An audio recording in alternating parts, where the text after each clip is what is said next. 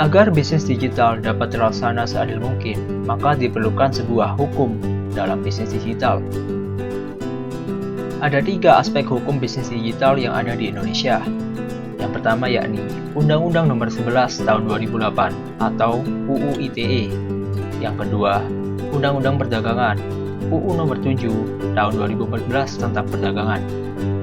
Lalu yang ketiga yaitu Undang-Undang Nomor 8 Tahun 1999 tentang Perlindungan Konsumen. Ketiga hukum tersebut mengatasi berbagai permasalahan. Yang pertama yaitu permasalahan substantif, authenticity, keaslian, keautentikan, dan integritas data.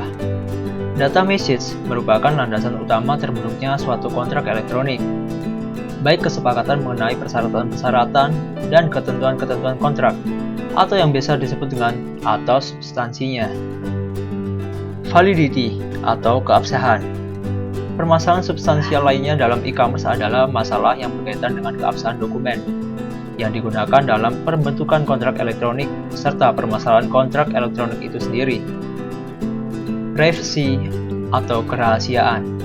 Yang dimaksud adalah meliputi kerahasiaan data dan atau informasi serta perlindungan terhadap data dan informasi tersebut dari akses yang tidak sah dan berwenang. Security atau keamanan. Masalah keamanan merupakan masalah penting karena keberadaannya menciptakan rasa percaya diri bagi pengguna dan pelaku bisnis untuk tetap menggunakan media elektronik dalam kepentingan bisnis. Availability atau keberadaan barang. Permasalahan lain yang juga harus diperhatikan adalah keberadaan informasi yang dibuat dan ditransmisikan secara elektronik yang harus tersedia setiap kali dibutuhkan. Lalu masuk ke permasalahan yang kedua, yaitu permasalahan prosedural. Masalah yurisdiksi atau forum merupakan judicial jurisdiction yang merujuk pada kekuasaan pengadilan yang mengadili kasus-kasus tertentu. Dalam hal ini, kasus-kasus yang berkaitan dengan transaksi-transaksi dalam e-commerce maupun e-kontrak. Masalah pembuktian.